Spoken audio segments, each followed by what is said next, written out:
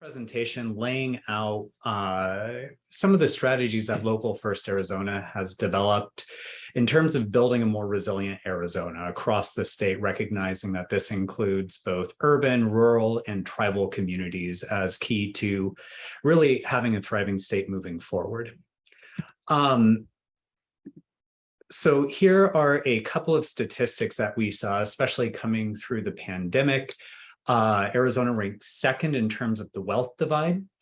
Arizona came in last for the initial round of the Paycheck Prevention Program funding and jumped up to 23rd in round two. Over half the communities in the West lack capacity to take full advantage of the infrastructure bill. And what we see time and time again is that rural communities and tribal communities really struggle to bring in the much needed federal grants to really build up the infrastructure in these communities across the state. So coming out of all of these data points and the stories we hear on a regular basis, Local First has worked diligently to respond to these. And one of the ways that Local First does this is Local First is Arizona's federally designated Rural Development Council.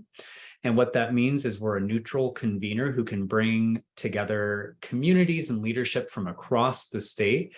Rural for us basically means outside of Tucson and Phoenix metro areas. So again, this covers the vast swath of the communities here in the state. As the Rural Development Council, Local First helped to distribute over $52 million in small business relief grants during the pandemic. Again, this was something that we saw not just affecting Maricopa and Pima counties, but Coconino, Apache, et cetera, all throughout the state, and really seeing the need for there to be a central organization that was able to engage businesses across these areas and work with them to basically make it through the pandemic, as so many businesses were struggling to do. So, Arizona Economic Recovery Center. Now, this is an initiative that was started by Local First Arizona in 2021. And this was actually started as a kind of response to two things. The first being the fact that Arizona was last in its ability to recover from the Great Recession between 2007 and 2009. And what that means is that a lot of the funding and grants that were made available to help cities and states recover from that economic crash that had happened, Arizona came in 50th.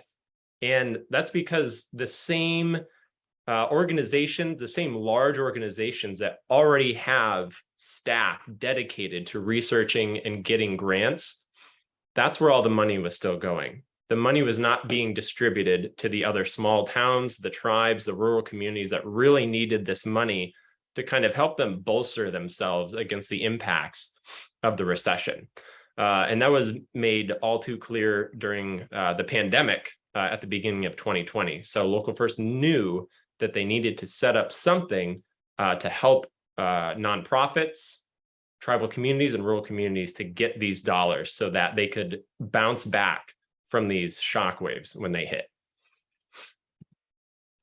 So the Economic Recovery Center provides a lot of different services. I think the top three that we really want to talk about are right here. The first is grant seeking capacity. There are countless federal, state, local grants and funding opportunities out there and available, and it's all a matter of doing that research and finding out what's a good fit. And this can take a lot of time and hours. And usually the communities, the nonprofits, the tribes that need this most generally don't have staff or can't afford to have staff dedicated to this job. So we work with a team of grant professionals within the organization, as well as contractors outside the organization to search for the best grants and the best fits for organizations. After we're able to do some searching, we will work with you to write a competitive grant. And what that means is putting professional grant writers on the job to review grants, make sure that all the T's are crossed and the I's are dotted, and making sure that these are competitive grants, very compelling, making sure that there is a vision and a mission included in these proposals. Beyond that, after the grant has been submitted, we also provide support in reporting and even project management to make sure that the goal of those grants are being met. And so we'll look at some of the specifics on what this has all brought to the community.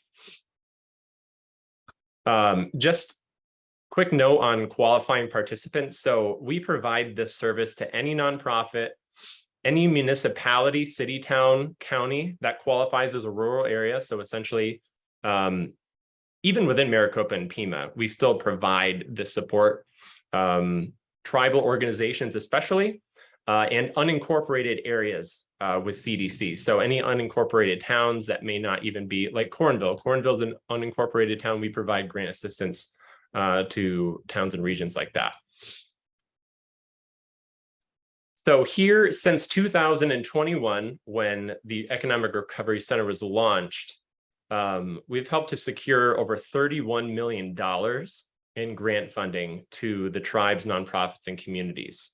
I think that number is now at 31.7 million since we've started this conversation, since putting this presentation together a week ago, which is really exciting.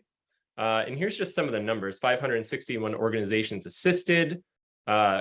This number about consultants deployed. So we have a team within Local First Arizona that's providing this assistance, but we partner with a network of grant writers all across the state who are embedded in the communities and who are able to better serve these towns and organizations and write these compelling grants. So it's not just us, we're actually employing grant writers to support organizations.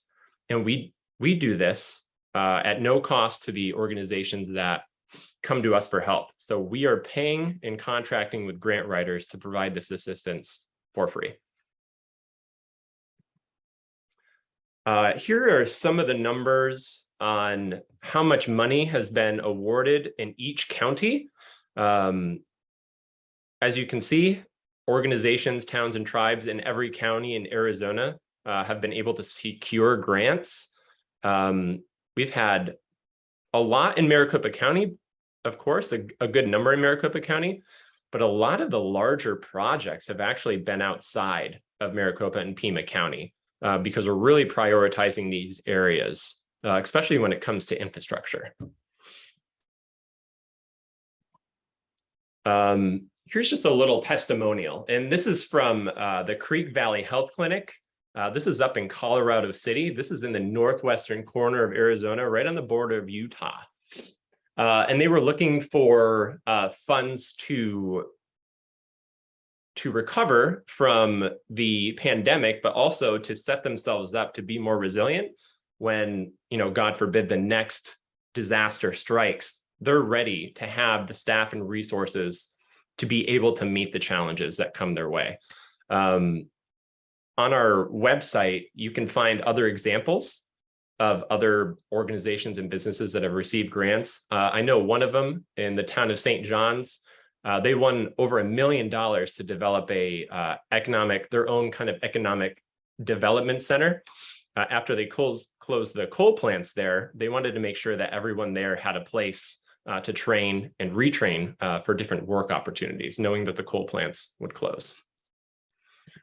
One thing to mention too is, since this is really focused on infrastructure, more than 20% of the grants that we've helped to secure have been infrastructure based. And that's the single largest category of grant awards that the Economic Recovery Center has helped to secure for qualifying organizations.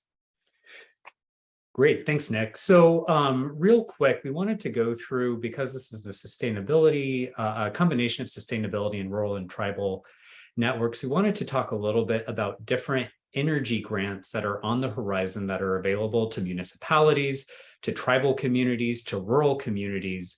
And the way that we're breaking this up, so you all know, is we've, in a document that will be shared with you if it hasn't already, there is a section that is short-term opportunities. So that's essentially opportunities, grant opportunities where the due date or the initial letter of intent is due in the next 3 months. We've broken it up into midterm, which are kind of 4 to 5 months out from now, and then long-term, which are 6+ months out. And just know that on a number of those instances, those are for recurring grants. So, some of the expiration dates may have already passed this year, but know that they're going to be on the horizon again for next year. And these funding opportunities disproportionately come out of the bipartisan infrastructure law, the Infrastructure Investment and Jobs Act. That was passed in 2021, and the Inflation Reduction Act that was passed in 2022. Some examples of different buckets for funding opportunities. We're seeing everything from electric vehicle charging infrastructure, workforce training grants that really lay the human capital, if you will, for future green jobs, clean energy projects, looking at brownfields and mines and other industrial sites, grid interconnection, resiliency, renewable energy, et cetera, in rural Arizona, and then updating building codes for municipalities to ensure current and future development is really built in a way that is as energy efficient as possible to minimize our carbon footprint here in Arizona. And I'll mention one more caveat before we dive into this. A lot of these grants are going to open up opportunities for collaboration, especially around grid resilience and interconnectedness. It's going to be municipalities and counties working with your utility providers, whether they're co-ops, APS, whatever they may be. And it's also going to open up opportunities for intertribal collaboration, rural community and county collaboration. And so just as you're going through this, be thinking about who are some of the other partners you'd like to pull into this process with you in developing this. And so to start off, I'm just going to give you 3 different examples of short, medium, and long-term funding opportunities, and want to just lift up this initial one, which is the Energy Efficiency and Conservation Block Grant. This is something that is available to states, to tribes, local governments, universities, et cetera. And this is going to be one of those more immediate due dates, okay? This one is due June 5th. You'll be able to see it in the packet we're sharing with you. And what this grant would do is it would assist states, local governments, tribes, et cetera, to reduce energy use, fossil fuel emissions, and improve energy efficiency. So really looking at how do we invest in our buildings, making sure that the ductwork is good, looking at shifting potentially to LED lighting, up-to-date HVAC systems, et cetera. So really looking at how do we invest in our building infrastructure in our towns across the state to make sure they are as energy efficient as possible. You can see some example projects there, all really focused on energy efficiency and conservation for the built world. And again, short-term are going to be funding opportunities with a due date in the next 3 months. This next one is a midterm one, and this is for industrial decarbonization and emissions reductions, demonstration to deployment. And there are some folks who are on the call today who are way more qualified to talk about the specifics of this than I am. But to just give you a sense, the due date for this one is August 4th. Eligible entities, you'll see that there's a lot of private sector, tech developers, industry, manufacturers, engineering, construction, educational institutions like universities, local governments, tribes, environmental groups, community-based organizations. All of these different groups are going to be eligible to apply and compete for the funding. And what this would do is, if let's just say a town is looking at decarbonizing and emissions reductions, this can include technologies that, more efficient HVAC systems. This can include retrofits, improvements, purchase, installation, implementation of advanced industrial technologies to reduce emissions, looking at everything from the creation of iron, steel, concrete, glass, pulp, paper, ceramics, chemical production, et cetera. So thinking about, potentially sawmills, thinking about regional airports, all of these different entities could really take advantage of this grant opportunity to make strategic investments to reduce their carbon emissions and to decarbonize their operations. This one again is due August 4th. And there is more information on this provided in some of the documents that Allison is going to be sharing with everybody. And this is the last example I want to give. And again, this is a long-term funding opportunity. The due date is to be determined. The EPA will announce this later this year. This is zero emissions heavy duty vehicles investments. And so again, this is a prime opportunity for, maybe rural communities that have some sort of trash collection, opportunities like that, where they have large heavy duty vehicles that this grant in turn can help them shift towards zero emission vehicles, thinking about bus fleets, trash collection, etc. This is an exciting opportunity. And my understanding is that this can also be stacked with some of the Inflation Reduction Act tax incentives to provide direct payment to municipalities, tribal governments, etc., to help to really kind of spread your buck a lot further. I think it's up to 30% the cost of a heavy duty vehicle is a tax credit that municipalities can now participate in through direct payment from the federal government. So again, these are all big opportunities that are coming down the pipeline through the Inflation Reduction Act and the Bipartisan Infrastructure Law. And just to reemphasize, as Nick said, Local First makes our grant writing and support services free of charge, again, to rural communities who don't have grant writing support, tribal communities, food producers and agricultural producers, et cetera, nonprofits.